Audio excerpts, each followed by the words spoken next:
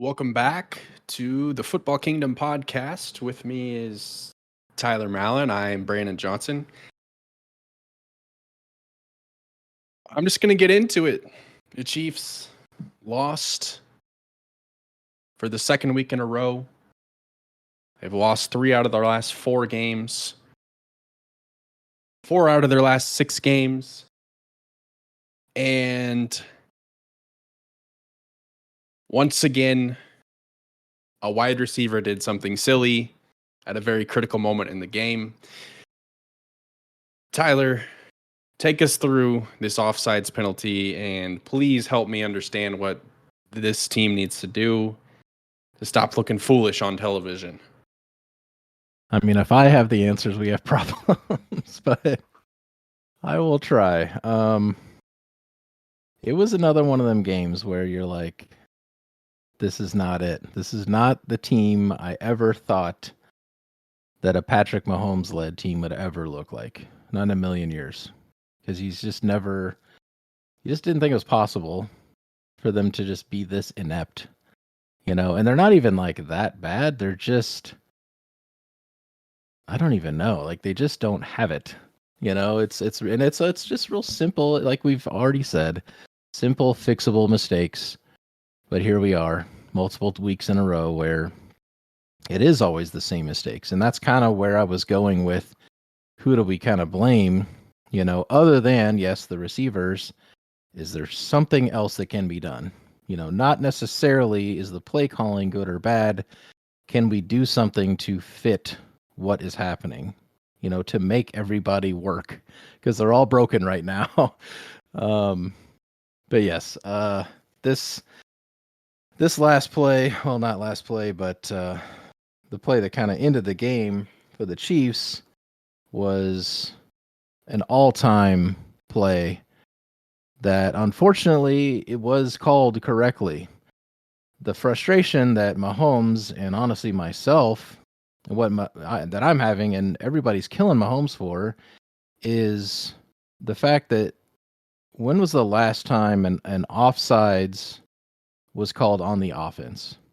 When have you literally ever seen that? Not even this year, just in your entire, NFL watching career. And then to go look at past plays, even in that game, where people are lined up pretty close or not, and you look at the referee, and you point to him saying, "Am I good? Am I lined up?" And they give you the thumbs up. There is fan video of Kadarius Toney doing that. He looks at the referee for about a second. He points to him. It's like he's going through the motions. I don't know if you've seen this video, but he points down at the referee and immediately looks back at the ball. He doesn't check with the ref. People are saying he does, but he does not. He looks at the ref. He kind of goes through the motions. The ref doesn't move at all. He's on it. He's got his hands on his knees looking down the line, but he does not. He does the motion of doing it, but he doesn't actually get confirmation. He just kind of points down there. He's basically looking at the line he thinks is right, and then he thinks he's good and just stays there. When in fact, his left foot is probably standing toe-to-toe with the opposite side of the ball, which means he's offsides. And so the referee can't see the line. Like, he's hogging the line of scrimmage, so he's going to throw the flag. Unfortunately, that is correct. Okay, now Mahomes' frustration is, why are you not fixing that? You got to tell him to step back. I don't think he really gave him ample time to.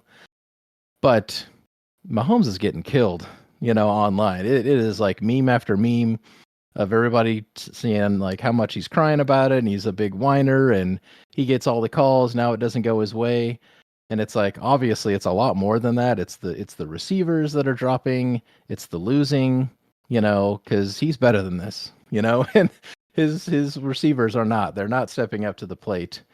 But it's like, can we just again, I'm kind of still to the point of like, can we just let him play? Can we just let that play go? Because that's just such a killer to throw that flag. I don't know. Do you want to explain the rest of the play that happened? Yeah, I saw the video of Kadarius Toney checking with the ref, and It's exactly what you said. He's kind of going through the motion. It reminds me of watching like Little League baseball or even Pop Warner football, where you see like little kids do things that professionals do. Yes. They don't really That's a good way of putting it. they don't really know what it is, but they see pros do it, so they just do it too. That's what it reminded me of. Like Kadarius Wow, Toney that's exactly it. is a sixth grader just like pointing at who knows what because he Right. saw a pro do it.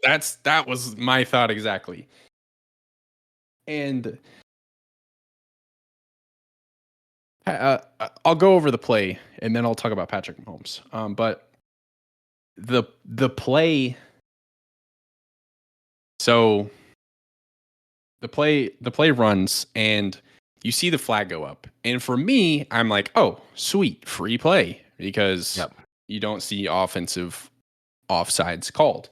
Travis Kelce gets the football, laterals it to who else? Kadarius Toney, and it's a touchdown. And you're like, oh, we might have just witnessed one of the greatest plays ever, or at least one of the coolest plays ever. Yeah. And then you're waiting for the ref to be like, offside, defense, penalties decline, touchdown. And then you're like, offside, offense, number 19. And you're like, oh, here we go again. It's that GTA meme. And you're just like, of course that happened. This moron that's high stepping it into the end zone with a touchdown just lined up offside. And to your point, yeah, they don't call offside penalties on the offense hardly ever. But you should know how to line up on the line.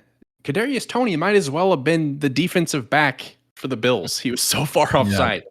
There's no excuse for it. You can say what you want. The only thing I would say is there was a video of, I think, Dan Orlovsky where he was kind of breaking down, like there were multiple times that Kadarius Toney was, borderline offside or was offside, and it didn't get called. Mm-hmm. The only thing that I would say in defense is kind of going back to a conversation last week about the refs is that either needs to be a penalty every time, or 0 times. It can't be we're going to ignore it. We're going to ignore this one, or we're going to ignore that one. Oh, now that it's a critical point, boop, offside. We're going to negate that big play. So for me, it's just kind of like, let's just be consistent. But there's no excuse for being offside. There's no, and it goes back to what the story has been all season, is a complete lack of discipline by the wide receivers. We're talking about basic things that should have been fixed 6 weeks ago. Catching the football, not a very hard task for a wide receiver. That's why you're on the team. Running routes properly. Hey, guess what? Also part of your duty as a wide receiver. Lining up where you're supposed to seems like a completely basic thing. But here we are for like the 4th time in a row with a loss. A wide receiver has done something, whether it's a drop or a penalty, that eliminates a game-winning touchdown or a go-ahead touchdown. Yeah, and that's where my frustration is boiling over, because that's where you ask yourself, how much discipline does he have, to be on a professional NFL team? How much does he truly care? Because this is like D Ford level of like you're not even paying attention, like it's the details, and like in that mindset is like, do you actually take the time to care about your craft, kind of thing? I think is what I'm getting at is like, D Ford lines up offsides and it kills the chances of Mahomes going, probably winning his first Super Bowl, a year or two early. And this is the same mindset of like, where's your head at in that moment, in the critical moment, when in all likelihood that everyone's saying that was not drawn up, and which makes it even more, for us fans, us Chiefs fans, to have that taken away, because that was such a cool play by Kelce to have that type of awareness, because he like broke a tackle And then he was like, "Oh, I'm going to turn and throw it in between a bunch of defenders." You know, it was just next level. It was just such a cool play. And again, doesn't really matter because it is. You gotta. That literally is the rule. He was clearly offsides. Would have been nice if they were calling that earlier in the game, and maybe he would have been like, "Okay, maybe I need to watch myself here." But again, that's on him. He needs to not do that. That's again wide receiver 101. A lot right there with catching passes. Don't step over the line. You know, that was kind of ridiculous, but it does. It goes back to the level of kind of commitment. You know, like where are we at here with these guys?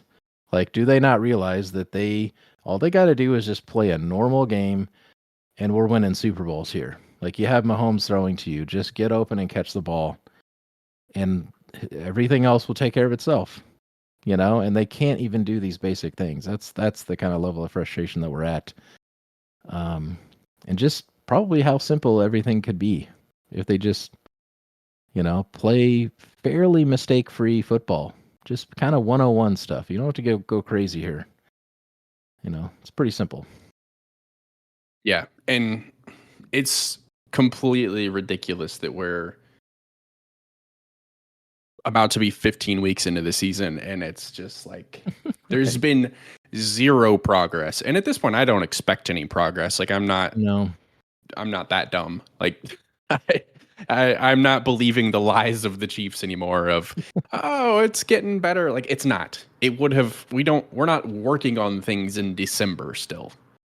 And you better be. Yeah, the problem is you can't go to like Sky Moore. He isn't better than Tony. You know what I mean? Like there's no one else to go to. It's like you have to play Tony, I guess. Yeah. Well, no, I mean, for me, it's Pacheco, Kelsey, Rice, and then sprinkle in Justin Watson and use Noah Gray significantly more.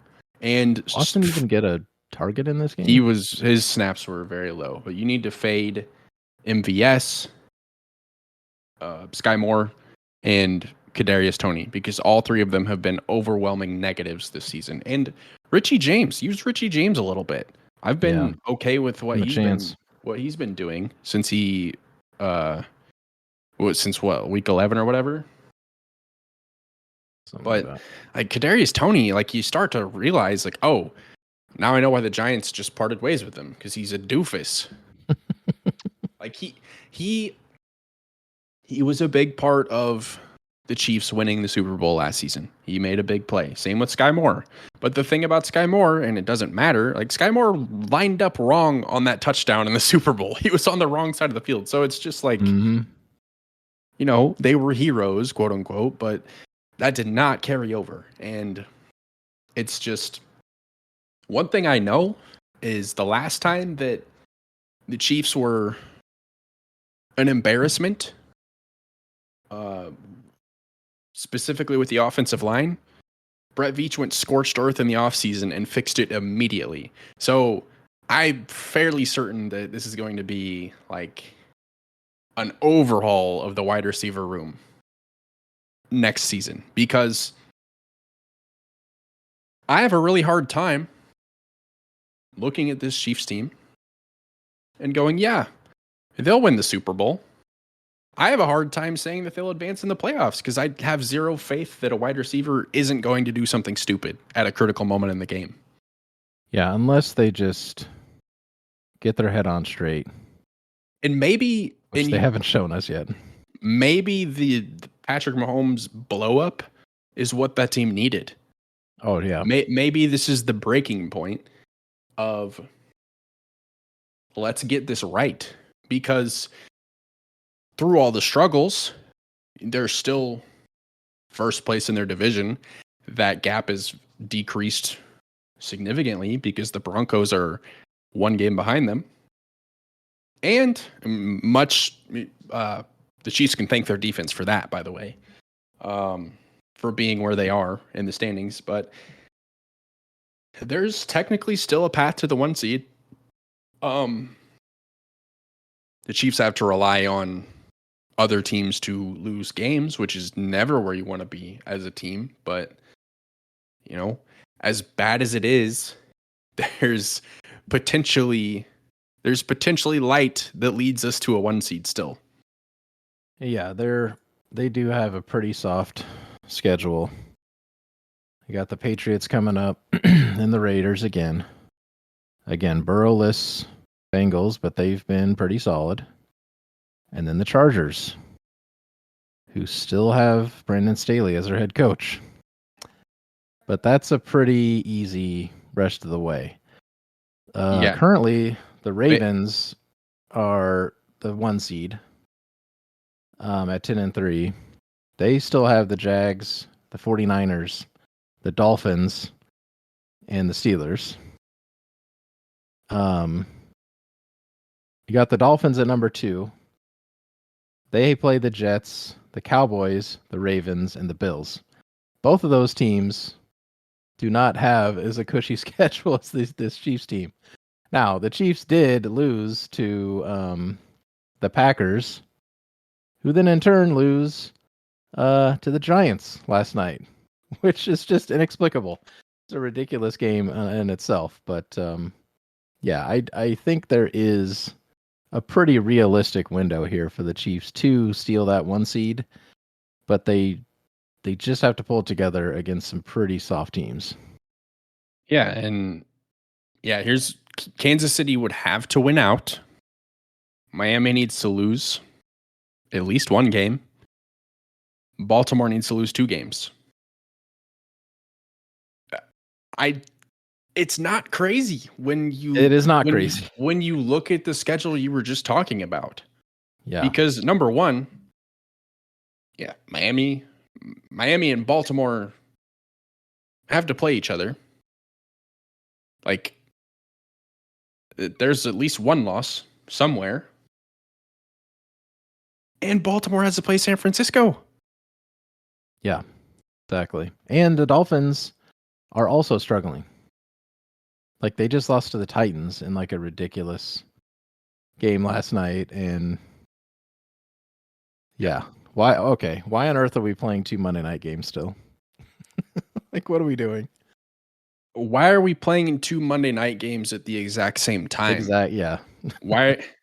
At least stagger it. 7:15, 7:25, or 7:15, 8:15. Why are we starting? You're competing. You're splitting your audience when you do that.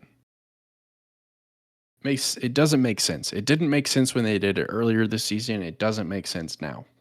No, it was tough to follow because I watched the Manning cast, which was kind of fun, but it was also like, what is going on in either game? It's so hard. They kept going back and forth, and it was like almost impossible to follow. But yeah, it's a good sign when the Dolphins are struggling to pull out a win against the Titans, at home. And then again, the Ravens, apparently had a pretty rough time kicking the Rams down to overtime. They got a really nice run back to win that in OT, but yeah, those teams are not world beaters right now. They're the closest that we got, basically, especially with how much the Chiefs have been struggling.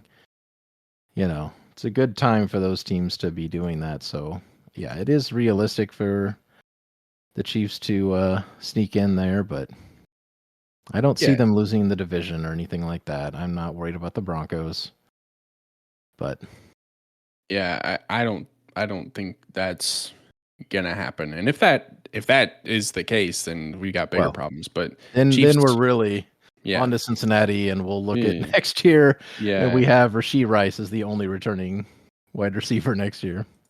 Yeah, because you play Bailey Zappi, Aiden O'Connell, Jake Browning, and Easton Stick, because because New England is a mess. Las Vegas is a mess. Since obviously Joe Burrow went down and Justin Herbert went down this weekend. And the Patriots wide receiver situation might be worse than the Chiefs wide receiver situation, which is very hard to do. And for playing Vegas, like I believe, despite the fact that the Chiefs defense has given up early leads in each of the last 3 games, given up double-digit leads. They've adjusted well, and it's not really their fault. The defense has to essentially be perfect, so it's not on them. But like, I don't think Bailey Zappi can play 60 minutes of mistake-free football. I don't think Aiden O'Connell can play 60 minutes of mistake-free football. Jake Browning is really the only one that I'm like, oh, he looks pretty good, and that's probably more of a testament to the coaching staff than it is him. They still have like a Super Bowl caliber like offense, which is what makes them so scary. Like, they still have a really good team, and they're not really doing anything different on offense. They're just letting him basically run the same plays as Burrow as he was doing. And he's just been a really perfect backup quarterback for that scheme. And he doesn't need to do anything else. Like, just go out there and, run the plays. And it's incredibly impressive and successful. So, yeah, they are actually really the only kind of scare there in there. But, again, yeah, this is as bad as the Chiefs have looked. This is actually, as far as 1 seed goes, it's actually pretty optimistic. So I wanted to ask you this question. Just kind of shifting focus off of that. The Jets played the Texans, and Zach Wilson looked pretty good. So he's got nothing to lose. So exactly, he's got nothing to lose. He should play well. But with the Jets win, they're still technically alive in the playoff chase, in the playoff hunt. Aaron Rodgers, is rumored that he could be ready for Christmas Eve. So my question for you is, will Aaron Rodgers return this season? And should Aaron Rodgers return this season? I'm going to say no and no. Because, I don't know what their schedule is like, but they're 5-8. All right, unless they win the next couple of games and have some sort of shot at the playoffs. I mean, yeah, unless he has that much power, why would you bring him back this year? So, you know what I mean? Yeah, here's my thought on it. One, if the Jets do have a legitimate chance at making the playoffs, which I don't think is going to happen, it's because they're elite. Their defense has stayed elite, and Zach Wilson is playing serviceable football. It would not make a ton of sense to bring back an Aaron Rodgers that is 3 months removed from an Achilles tear and possibly jeopardizing him further. But anyway, I think if Aaron Rodgers can, I think he will. Because Aaron Rodgers likes to be the headline. He likes to be in the news. And I think he would like to be able to say that he came back from an Achilles tear in the same season. Should he? No. Will he? Yeah. I think it would be an incredibly dumb move. It'd be dumb. I think it's unrealistic. That's why I said no to both, because I'm like, I don't think the Jets... I mean, are they beating the Dolphins in their next game? And then they play the Commanders, Browns, Patriots. How many wins is Zach going to get? Satch. And then, is it worth it? I don't know. Like, even let's say they win out. I mean, were you ready to bring back Aaron Rodgers at age 40 or whatever with that injury that soon? It's like, that seems like a really stupid move, regardless of their situation. Yeah. But yeah, they went out, they're 9-8, and they go, oh, woohoo, we had something there. And say, see you next year. You just does not make a ton of sense. The Vikings and the Raiders had Oh no. big game. 0-0 for the entire game. Vikings kick a field goal, win the game 3-0. Can there be any more of a boring football game than that? I mean, the Patriots Chargers last week that was 6-0 was pretty bad too. I mean, what a ridiculous couple of games there, but yeah, I did not follow this game at all, but my goodness. Yeah, because I think they took out Josh Dobbs. Vikings, yeah, Dobbs, and Not only surprising, I guess he just wasn't looking good, but I think he not played most of the only game. not only did they take him out, they benched him. They named Nick Mullins the starter for this week. So Wow, I didn't hear that. the Josh Dobbs hype died quicker than it arrived. Jeez, it played that bad. It was fun while it lasted, but you know that's why we learned why Josh Dobbs is a journeyman. Career journeyman. Yeah, because that was the thing. Like whenever he got to the Vikings and he played really well, like everybody was like premature kind of anointing him. They're like, oh, he's better than 32 other quarterbacks in this league, or he's one of the 32 best quarterbacks in this league. He should be a starter. Like, yeah, well, sample size tells you otherwise. So, but yeah, completely wild. And 3-0. Bears upset the Lions. But I want to pay off kind of what we talked about last week. We really highlighted the NFC and the playoff picture there, the 1 seed, and how important this week was going to be. So, obviously, the 49ers went into Philadelphia last week and completely embarrassed the Eagles.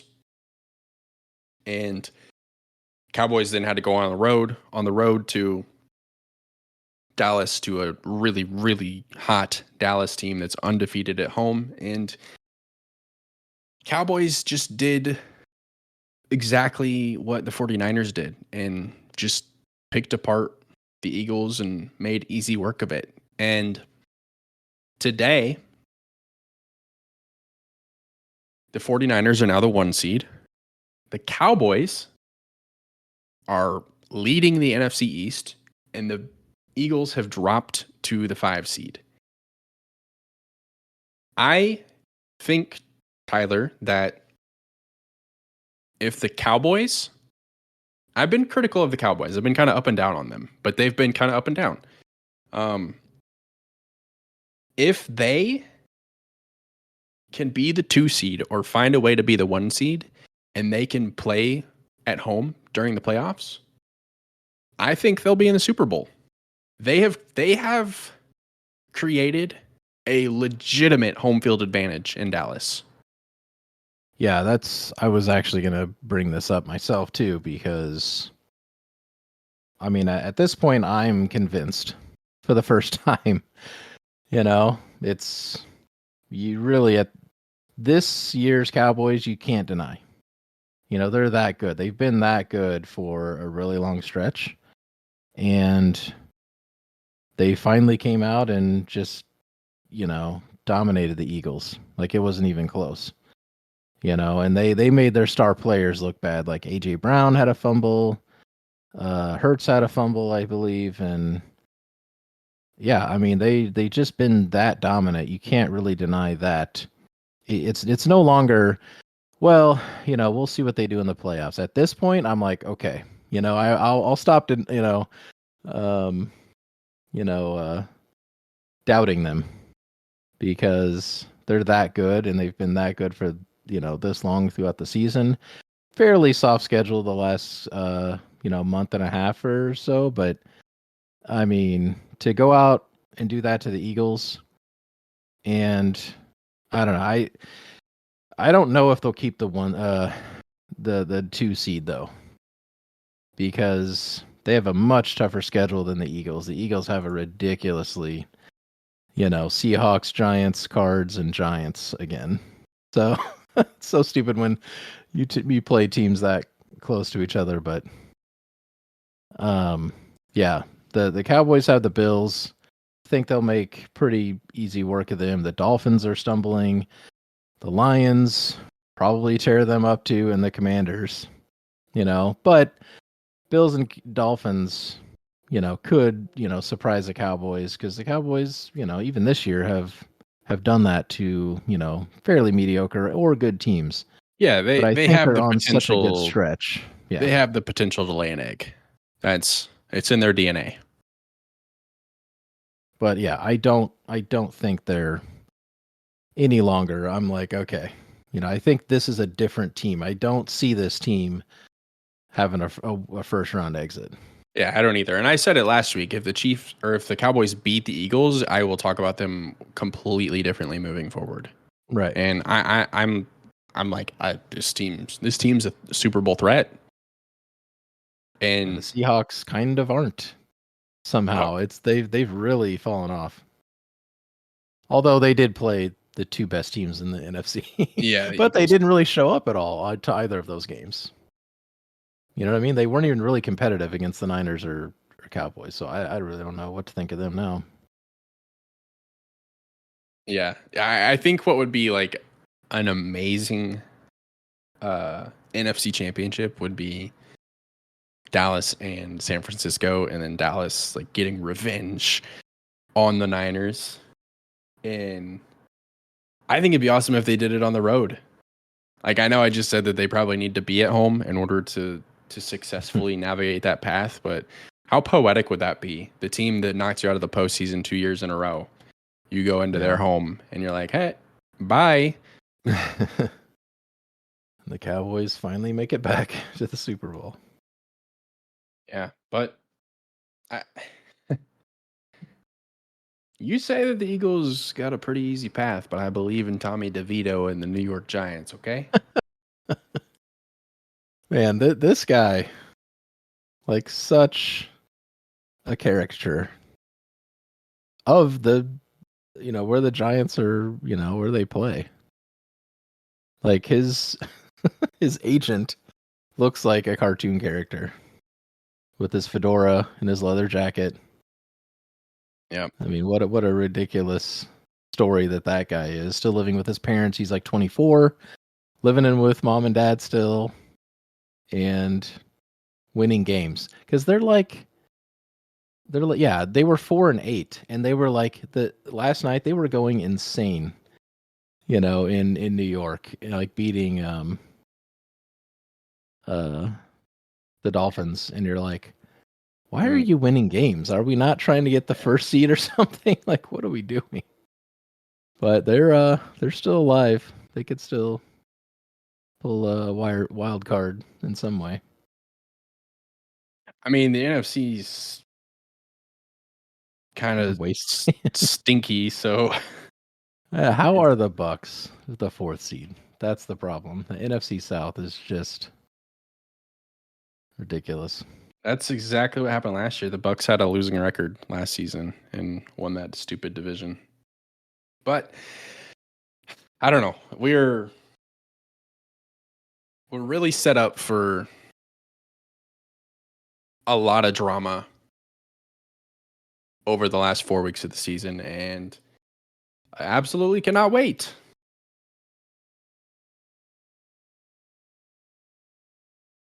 That's all we have. Put you on the... Go ahead. I don't want to put you on the spot here, but why are there 3 Saturday games? Do you have any idea? They do that. It's not Christmas yet. Like, that's no. They do that that? every December. They usually do. I want to say they do like 2 weeks or something of Saturday games, because what they do is they wait. They've been doing it for years, but they do that whenever college football ends. They just start putting games on Saturdays. Gotcha. But you got anything else for us? If not, close us out. I will close this out because I am excited. Well, I'll hold that till the end. No, man, this like I said, Saturday games. Vikings Bengals should be pretty interesting. Broncos Lions. Okay. Um yeah, the Chiefs there aren't any really real big barn burners, but there are a lot of implications cuz the Dolphins play the Jets. That has a lot to do with the Chiefs. That Cowboys Bills game, that's a late window on Sunday. And then you got Eagles, Seahawks, Monday night. And then Ravens Jags on Sunday night as well. I do. I think I don't have to go too much into that, but I think you said it with Bailey Zappi and the Patriots. That should be even with still Belichick taking away your best weapon as he always does. I think Chiefs go in there, take care of business, have a little bit of a bounce back game, and hopefully figure out the rest of the season. If you don't have anything else, I'm excited for tomorrow night because I'm going to be watching Survivor on CBS, which you should go listen to Brandon's podcast. He has a podcast with two of his friends, longtime friends, two brothers. It's called The Merge Feast.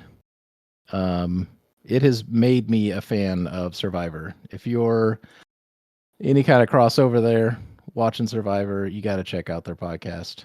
They have really good insight. They've been watching the show since episode 1. Brandon, I believe you and your wife rewatched every episode or something over COVID. Is that correct? Yes. Yeah. Check them out. It's called The Merge Feast. We are Football Kingdom, and we will see you next time.